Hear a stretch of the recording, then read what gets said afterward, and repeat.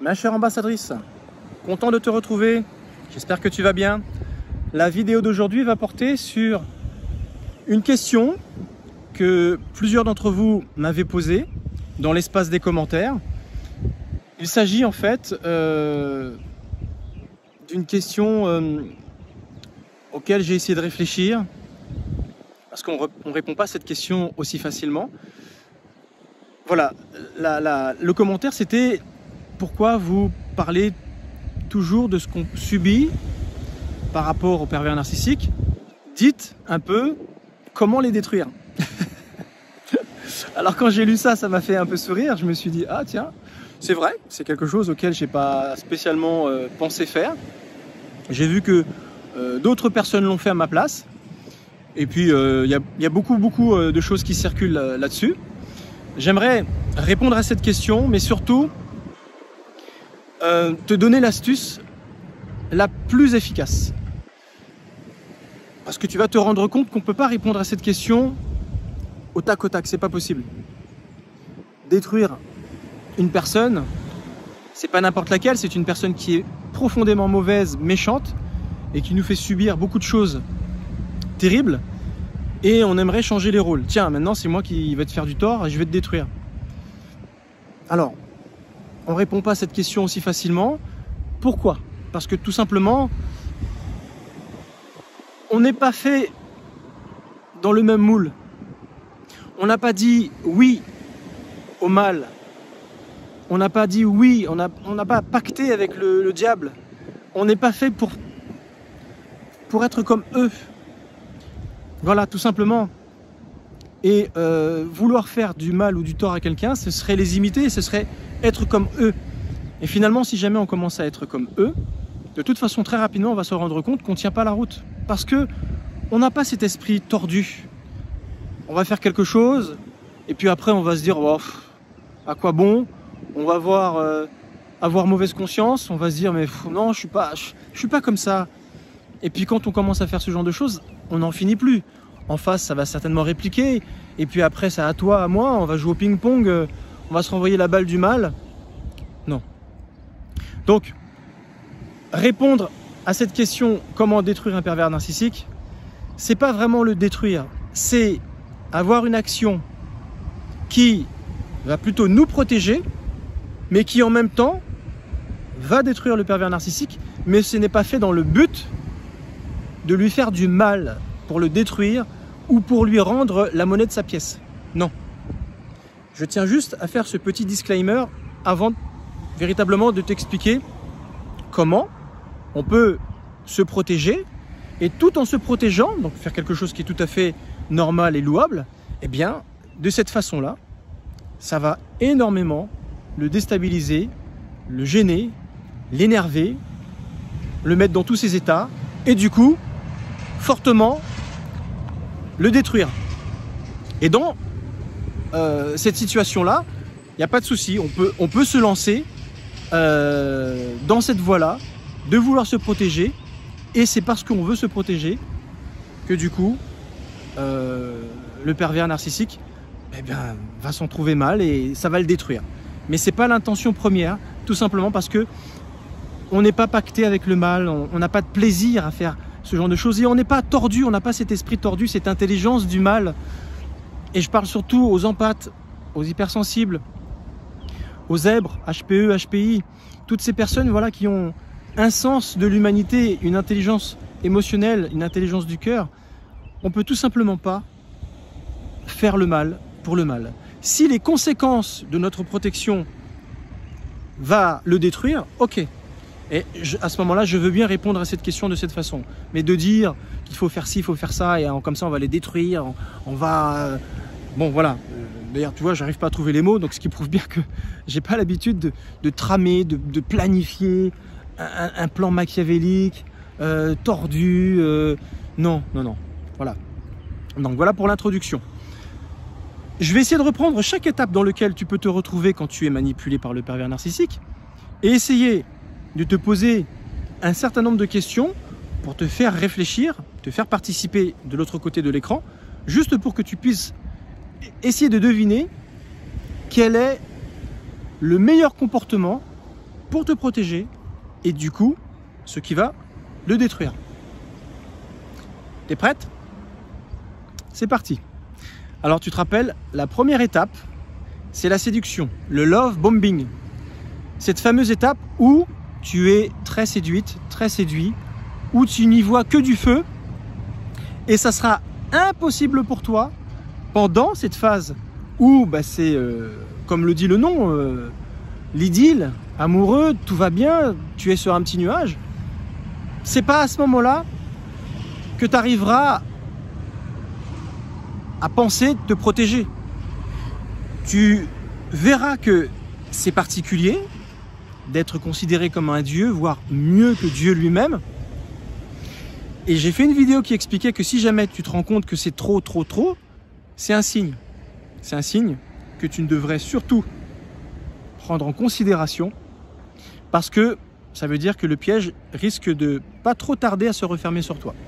Mais c'est tellement agréable d'être mis sur un piédestal, d'être adulé, de devenir soi-même une personne qui devient addict de toute cette démonstration d'amour que je peux t'assurer que ça va être très compliqué de vouloir se protéger pendant cette étape. C'est pour ça que pendant cette étape, il n'y a pas véritablement une conduite à tenir.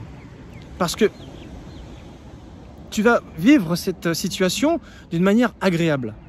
Et souvent, c'est là qu'on n'y voit que du feu.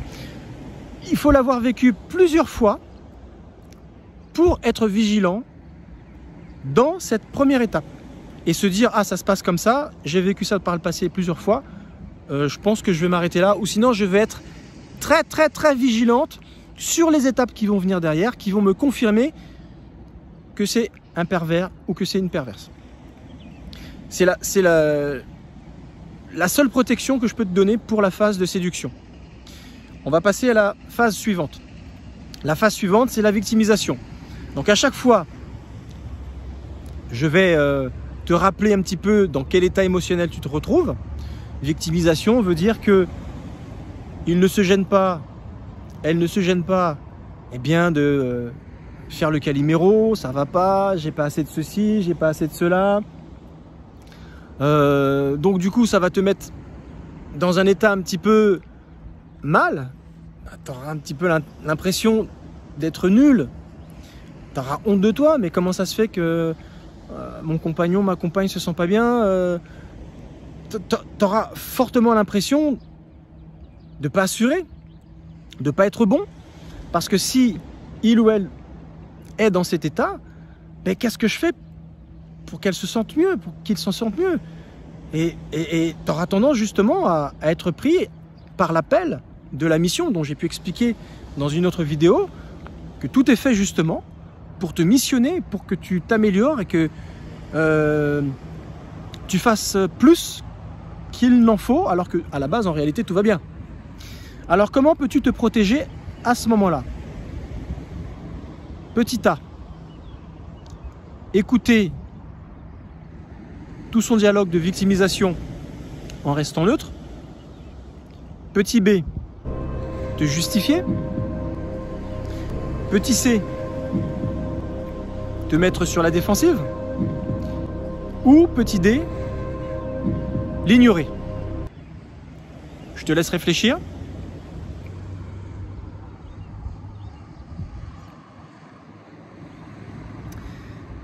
On va reprendre chaque proposition et je vais te dire si c'est adapté ou pas.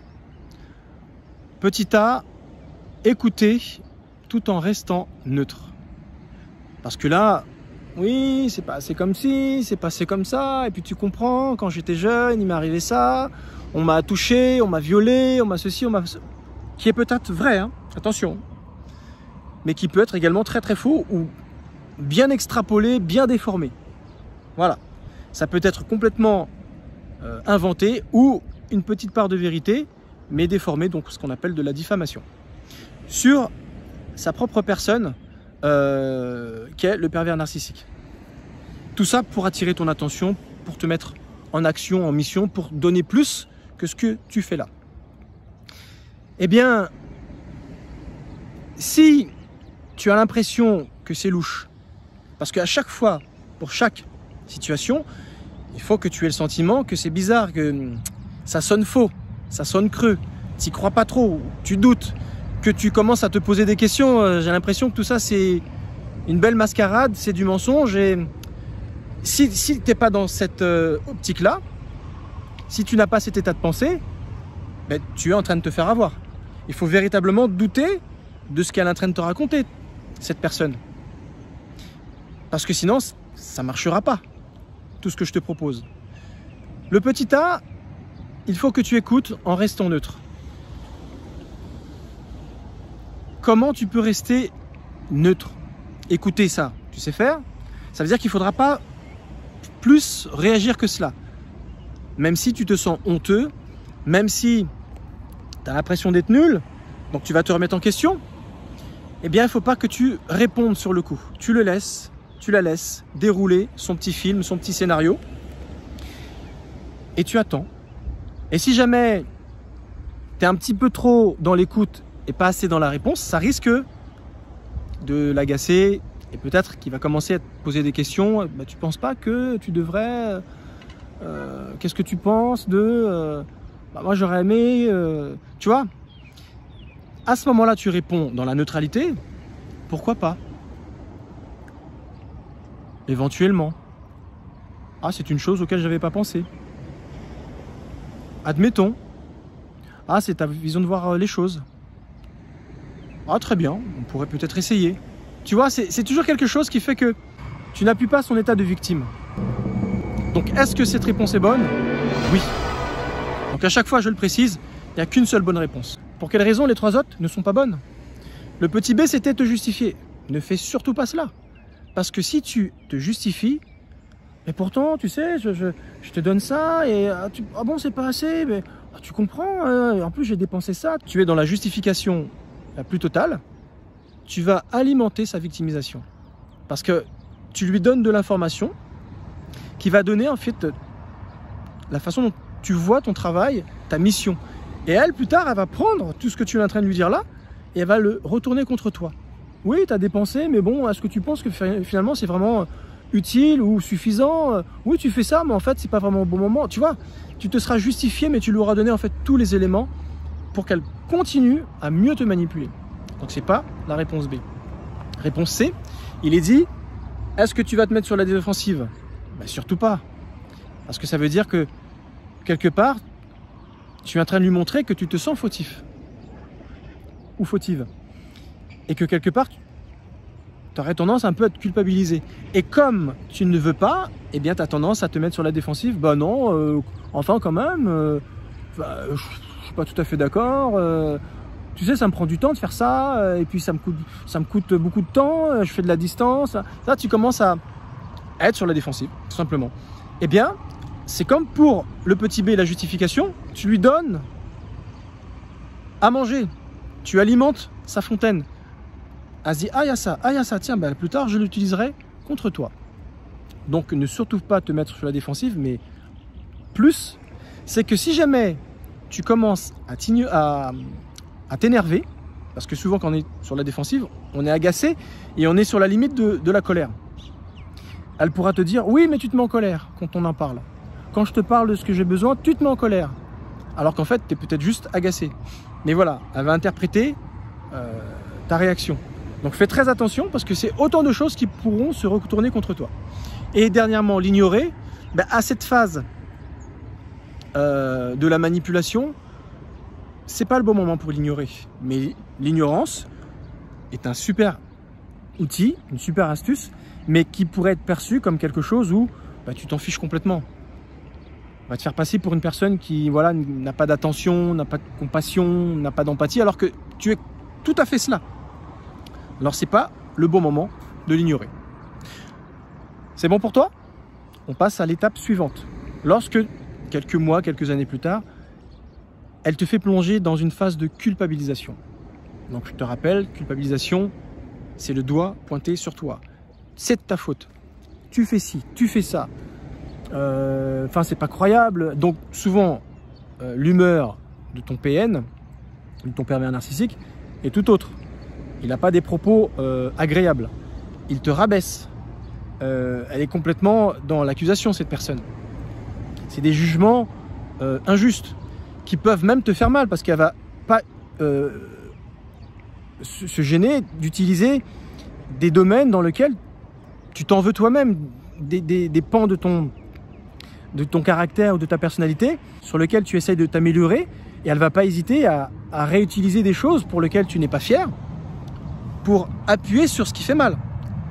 Donc, quand elle t'emmène dans cette phase de culpabilisation, dis-toi bien que tu vas ressentir des choses qui vont te toucher à vif, qui vont te faire très très mal. Donc, comment dois-tu réagir pour te protéger, pour du coup, dans ton comportement, détruire le pervers narcissique? Et je trouve que le mot détruire est encore un peu fort à ce stade de la manipulation. Victimisation, culpabilisation, on ne peut pas vraiment parler de détruire, simplement on le décontenance. Ça lui rend la tâche plus difficile. Et donc du coup, il va devoir changer son fusil d'épaule pour pouvoir récupérer ce qui lui permet de toujours mieux te manipuler. Comment dois-tu réagir? Petit A, tu rentres toi-même dans une accusation en retour. Petit B, tu détournes la conversation. Petit C, tu reconnais ton tort. Petit D, tu gardes une certaine neutralité et le silence. Je te laisse réfléchir. Quel est le meilleur comportement pour te protéger et du coup le décontenancer, ne pas lui permettre de te manipuler facilement et l'obliger à changer son fusil d'épaule. On va reprendre tout au peigne fin. Petit A, tu l'accuses en retour. Ben toi t'es pas mieux, tu m'accuses de ça, mais regarde-toi ce que tu fais, tu me dis que je fais ça, mais toi tu fais pas, tu fais pire, c'est ça, ça, ça, ça. Donc on va s'écouter parler et on ne va plus écouter l'autre, et ça va pas mettre du tout la situation sur un chemin d'entente pour améliorer l'ambiance du couple. Donc je te déconseille absolument le A. Petit B, tu détournes l'attention sur autre chose pour changer de conversation. Est-ce que c'est bon? Ben non, là elle est en phase de culpabilisation, c'est-à-dire que le ton de la voix, l'humeur est déjà bien engagé. Si tu es là à lui dire « Oh regarde là-bas, ah en fait je t'ai pas dit », non, elle va pas tomber dans ton piège. Donc tu risques d'empirer également son humeur. Ah c'est bon, on ne prend pas pour un imbécile, ne prend pas pour une idiote, etc., etc. Paf, et là le ton va monter. Je suis en train de te dire ça et tu me parles d'autre chose, tu crois que j'ai pas compris ton jeu, etc., etc. Évite le B. Petit C, tu reconnais ton tort. Pour quelle raison devrais-tu reconnaître quelque chose que tu ne fais pas? Parce que, n'oublions pas, les accusations d'un pervers narcissique sont fausses.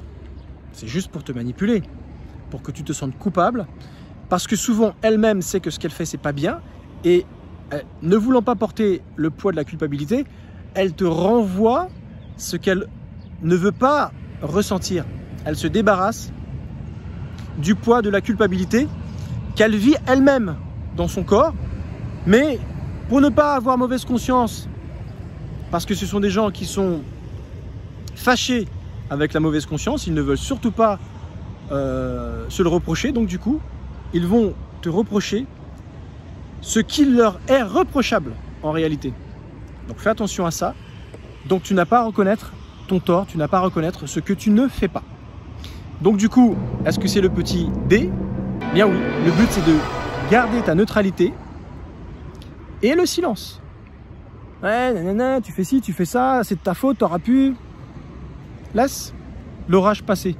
Et tu dis rien. Je suis en train de te dire ça et ça te fait rien. En fait, t'en as rien à faire, quoi.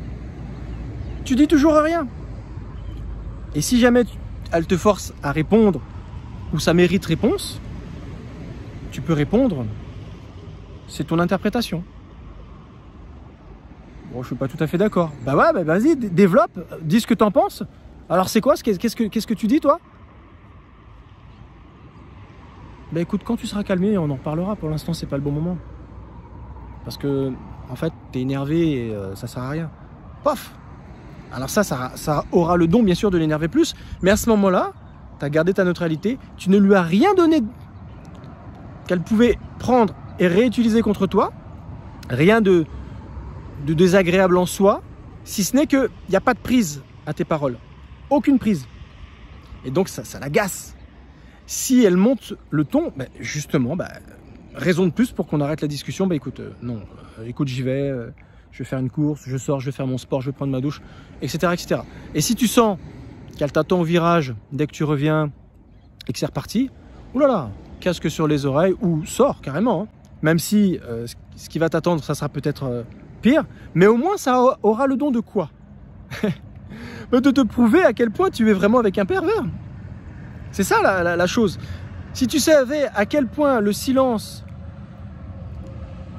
pouvait t'apporter beaucoup de réponses à beaucoup de questions, quand bien sûr on t'accuse, on t'accable et on te fait passer de mauvais moments, use-en énormément.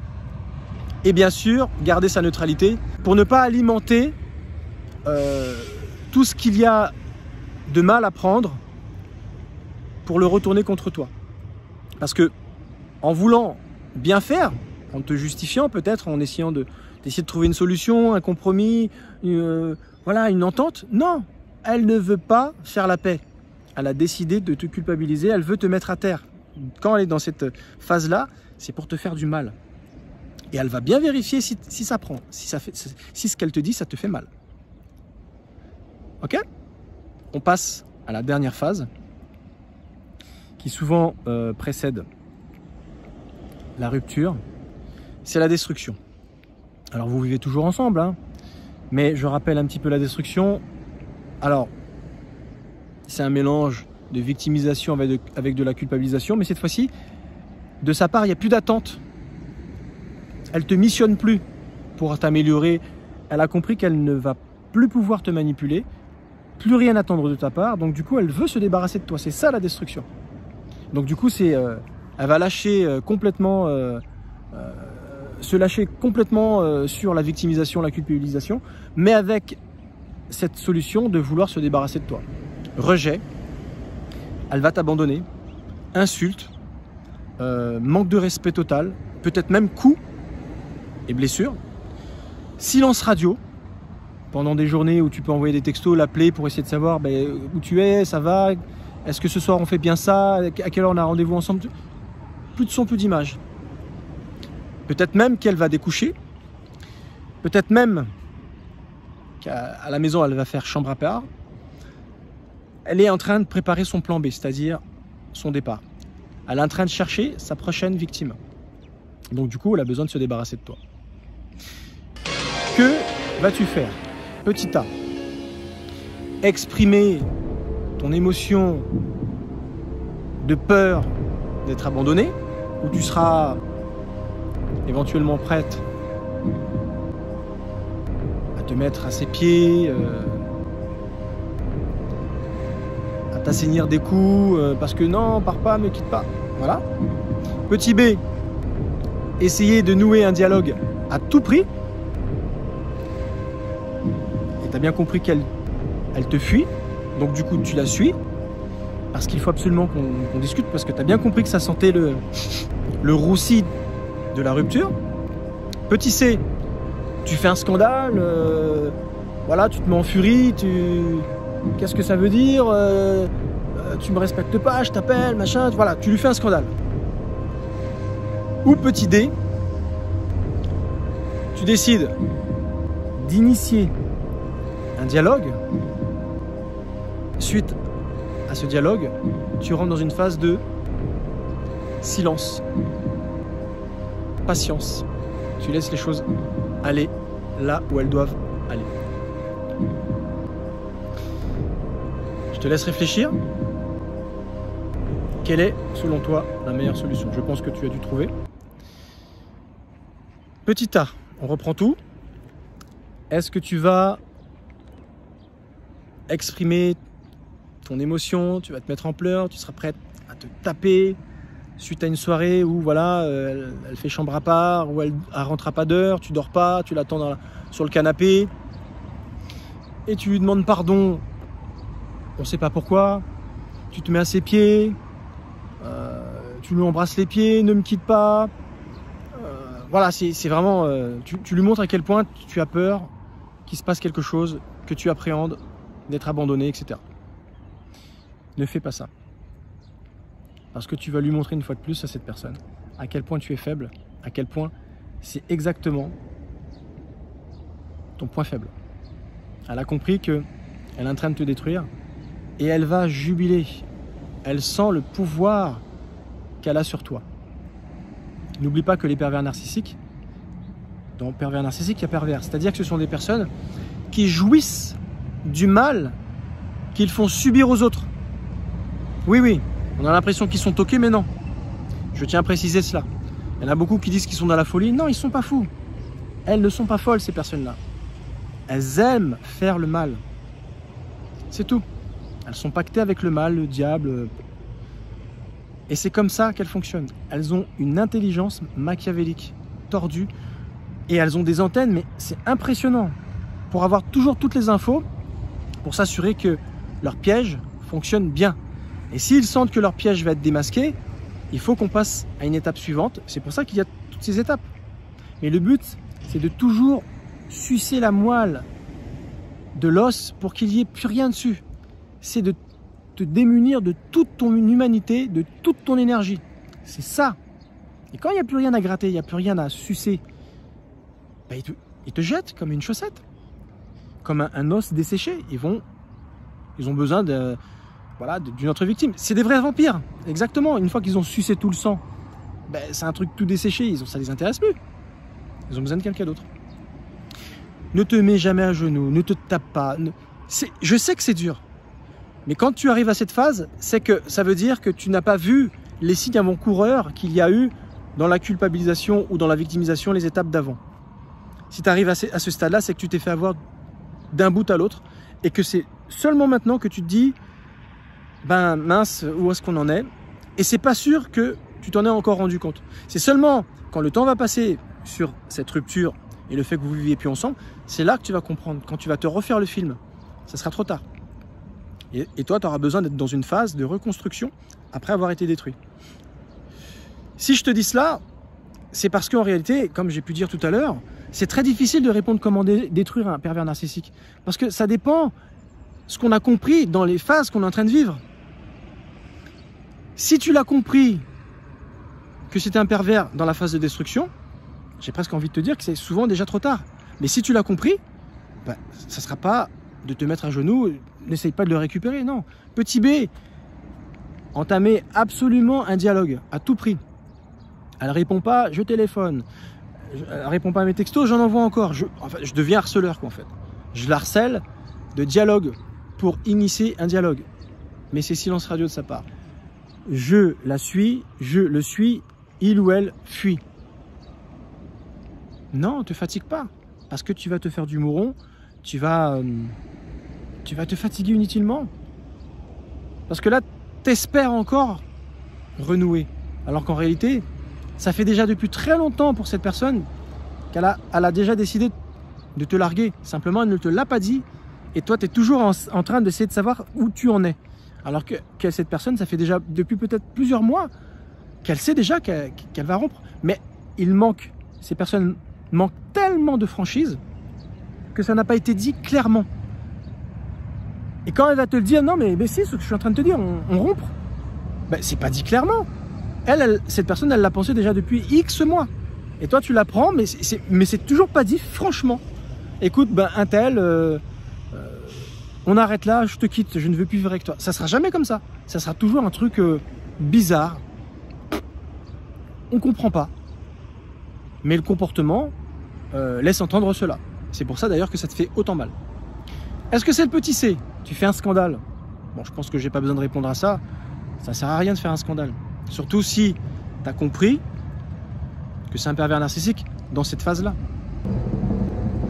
Petit D, tu essayes d'entamer, d'initier un dialogue juste pour savoir quel va être son comportement. Non. Fuite, pas de réponse. Les journées peuvent passer. À ce moment-là, tu rentres dans ce silence radio-là. Tu vas te rendre compte très rapidement que c'est eux, c'est elles, qui vont t'appeler. Et c'est à ce moment-là qu'ils vont te demander de nouvelles. Parce qu'ils vont se rendre compte que, mince, ils ne me courent pas derrière. C'est le fameux « je te suis, je fuis ». Ça va inverser cela. Du coup, c'est toi qui vas fuir dans le silence. C'est elle ou il qui va te suivre. Et à ce moment-là, tu restes dans le silence. Parce que dans cette phase-là, de compréhension que c'est un PN, où tu as besoin de te protéger, tu as besoin de te protéger. En fait, si tu as bien compris ce que je suis en train de te dire, même si les deux premières phases, victimisation et culpabilisation, ne sont pas des phases où c'est un clash, une rupture, mais plutôt quelque chose qui va pas permettre au pervers narcissique de te manipuler facilement, ça va beaucoup le décontenancer. Par contre, dans la phase de destruction, c'est véritablement te protéger pour lui faire du tort. Parce que quand tu vas rentrer dans un dialogue qui ne verra jamais le jour, parce que tu as compris qu'il refuse, donc tu le suis, elle fuit, tu rentres dans le silence et tu inverses la situation, tu fuis et elle va te suivre, elle va essayer de comprendre mais pourquoi elle ne me répond pas. Parce qu'elle voudrait avoir ce rôle. Cette personne que toi, tu essayes de courir derrière, mais là, tu inverses la tendance. Et elle veut pas parce que c'est son mode de manipulation. Quand elle va voir que tu fais ta petite vie sur les réseaux sociaux, tu postes des trucs sympathiques, que tu rigoles, tu te postes avec des photos où tu rigoles, où tu souris, et que tu mets ton repas du jour ou je ne sais quoi, qui montre que tu vis, ça va l'agacer. Plutôt que de mettre des messages, ouais, la vie, ceci, cela, oui, de toute façon, la tristesse, où tu mets des messages qui montrent clairement ton état dans lequel tu es. Non, surtout pas. Rentre pas là-dedans, parce que quand elle va lire tes publications, elle sera contente. D'ailleurs, quand tu fuis, tu la bloques sur tes réseaux sociaux. Elle t'appelle, tu réponds pas. Elle t'envoie des textos, tu réponds pas. Elle va te dire, ouais, tu réponds pas. C'est ce que tu as fait juste avant moi. Mais toi, dans ta tête, c'est non, on arrête. Tu as décidé d'arrêter quand tu arrives dans cette phase. Très sincèrement, répondre à la question comment détruire les pervers narcissiques, c'est compliqué à répondre à cette question parce que tout dépend dans quelle phase de manipulation tu te trouves et surtout, est-ce que tu as bien compris que tu te faisais manipuler? C'est pas dit. Ça ne peut fonctionner que si tu as compris que tu te faisais manipuler et que tu décides soit de moins lui donner de champ de manipulation ou soit de rompre complètement. Mais il faut que ça soit toi qui prennes cette décision et pas elle, pas la personne qui te manipule. Plus tu vas découvrir tardivement que c'est un pervers narcissique, plus tu vas souffrir et plus ça sera dur de mettre en place tout ce que je t'ai dit. J'ai essayé de répondre à la question des internautes en fonction des étapes. Mais souvent, la plupart du temps, on s'en rend compte sur le tard que c'est un pervers narcissique. Et souvent, on a déjà commencé à souffrir. En tout cas, je t'ai donné quelques pistes pour que tu puisses, malgré tout, ne pas te faire trop manipuler, limiter la manipulation de ton pervers.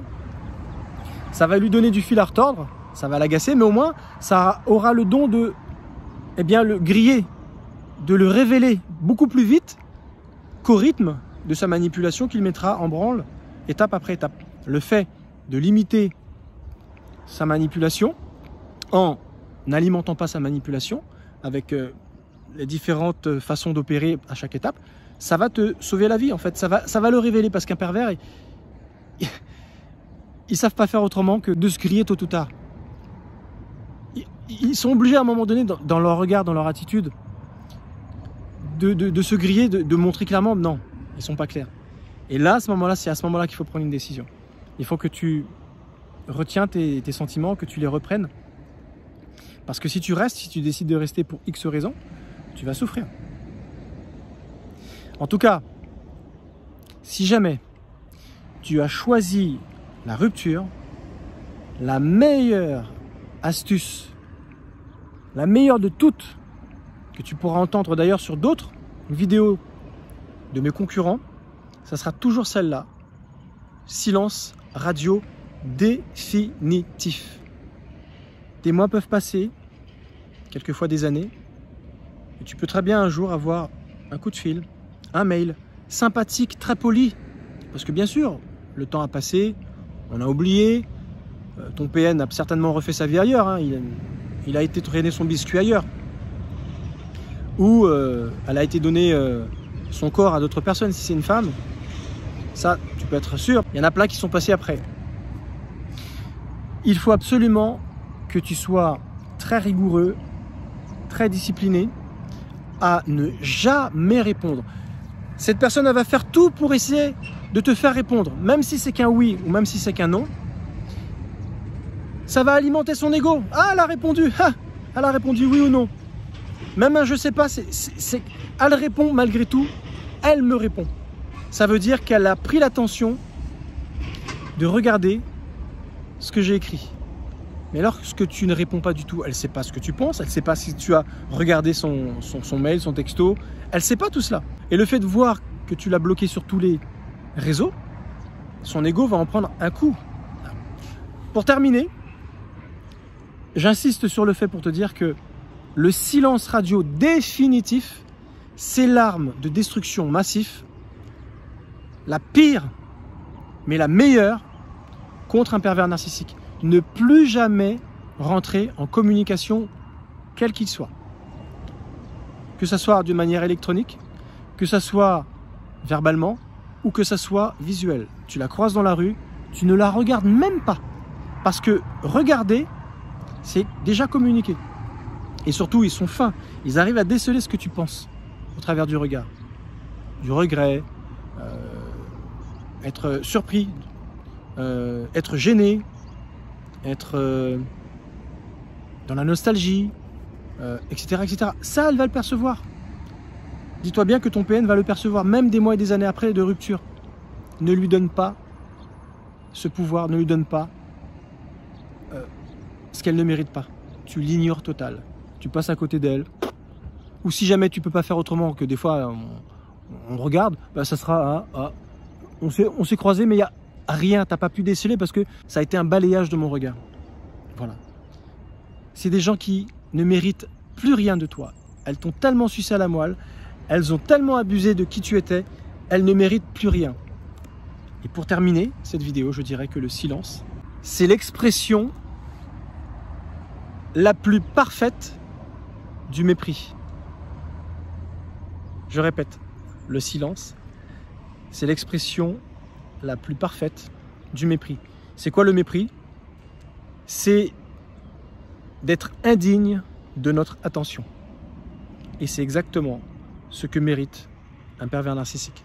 Quand il verra que tu es heureux, heureuse et que tu as refait ta vie, et que c'est comme si ta vie passait avec, même s'il y a 30 ans passé avec, 4 ans, 10 ans, 20 ans, c'est comme s'il n'y avait rien eu.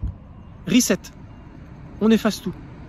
Et que tu la crois, c'est même pas un égard qui pourrait renseigner comme quoi on a eu une histoire ensemble, il s'est passé quelque chose. Non, rien.